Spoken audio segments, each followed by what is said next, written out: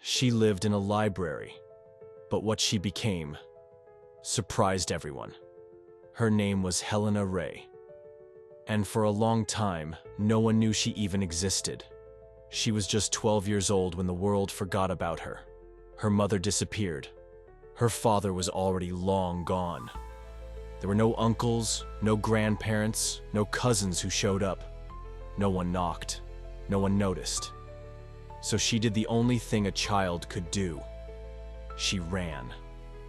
And she kept running until she ran out of places to go.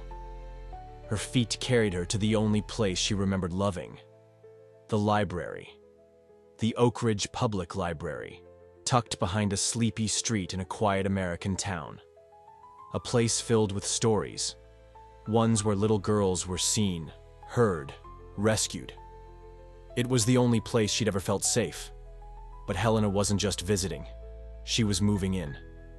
She learned the routines, the night guards, the cameras, the blind spots.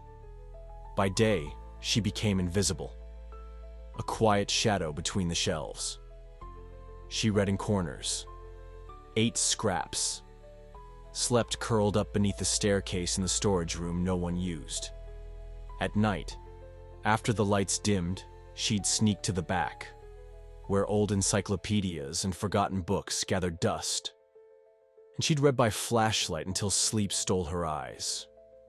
She bathed in the sink, wore the same clothes, braided her hair the way her mother had taught her.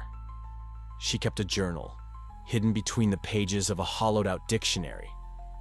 In it she wrote stories, hundreds of them, about girls who lived in castles, girls who could fly, girls who never got left behind.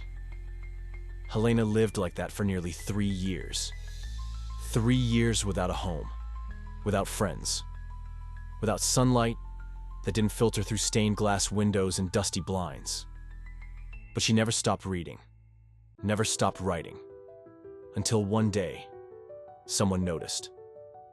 Her name was Mrs. Alden, a librarian with gray streaks in her bun, sharp glasses, and a quiet kindness that came from a lifetime of listening. She found a torn page near the archives, written in pencil. A story about a girl who lived in a secret kingdom of books. And that story had a name at the bottom: Helena. Mrs. Alden didn't report it. She looked deeper. She started arriving early, noticed the moved chairs, the food wrappers, a towel drying behind a forgotten shelf. And one morning, she saw her, a girl, thin, pale, curled into herself beneath the stairs, fast asleep beside a stack of picture books. Mrs. Alden didn't scream, didn't call security. She knelt down and whispered, "Good morning, sweetheart." Helena woke up like a deer, frozen, ready to run. But Mrs. Alden held out a sandwich, and something in that moment, maybe the smell, maybe the tone, told Helena she could stay. They talked, quietly, cautiously. And by the end of the week, Helena had a warm bed, a shower, a home. Mrs. Alden took temporary guardianship, then fought for adoption. It wasn't easy. There were interviews, court hearings, bureaucracy. But Mrs. Alden never gave up. She said, "If a child can survive that much alone, imagine what she can do with someone beside her." And Helena? She started school. She struggled. She panicked. Crowds made her sweat. Bells startled her. But books were her anchor. She kept writing. Every night. Her teachers noticed. Her stories weren't just good. They were breathtaking. Raw. Honest. Magical. By 16, Helena won a statewide writing contest. By 18, she had a scholarship to study literature. She graduated top of her class. And at 23, she published her first book, The Girl Who Slept in the Library. It became a New York Times bestseller.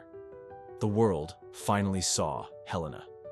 But not just as a survivor, as a voice, a storyteller, a builder of hope.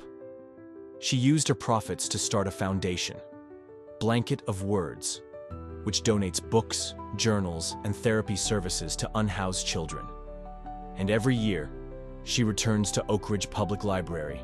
She reads to kids, signs books, leaves handwritten notes in her favorite stories for others to find.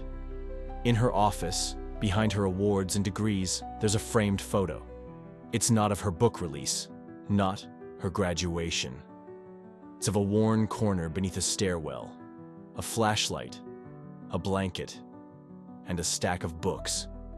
Because that's where her story began, and she never forgot. But her story didn't end there. When her memoir topped the bestseller list, she was invited to speak at national conferences, literacy summits, education panels, and TED-style events. She told her story not as a tale of pity, but of possibility. One night, after a reading in Boston, a woman approached her, sobbing. She too had been unhoused as a teen. She'd hidden in laundromats. Helena's story made her feel seen. That's when Helena realized her words were more than stories. They were lifelines. She began working with school districts to create reading shelters, quiet, warm spaces in schools and libraries where children could safely rest and read. She partnered with architects, designed reading nooks shaped like castles, tree houses, spaceships. She believed imagination was the first step toward healing. She also helped develop literacy programs in juvenile detention centers. One day, she received a letter from a girl named Marcy, who had been caught shoplifting books. Books.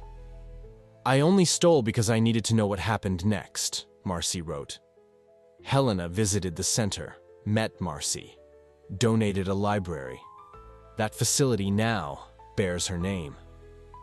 Over time, her foundation grew. So did her voice.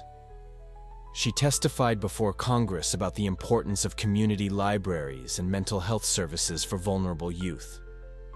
She was featured in Time magazine as one of the voices changing America.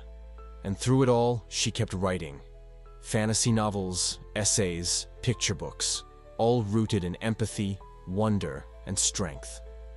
One of her children's books, The Secret Shelf, was turned into an animated film. It won awards, inspired classrooms, sparked a campaign for national book access. And through it all, she still visited Oak Ridge, still knelt to tie a child's shoe, still tucked a note inside page 237 of her favorite book. Because while her address changed, her soul never left the library. When asked in an interview how she'd like to be remembered, Helena said, "As a girl who once lived in the quiet and used it to write stories loud enough to matter." If this story moved you, subscribe to Resilient Stories. Because sometimes, the most extraordinary lives begin in the quietest corners. And sometimes, being lost is the first step to being found. Your next story starts here.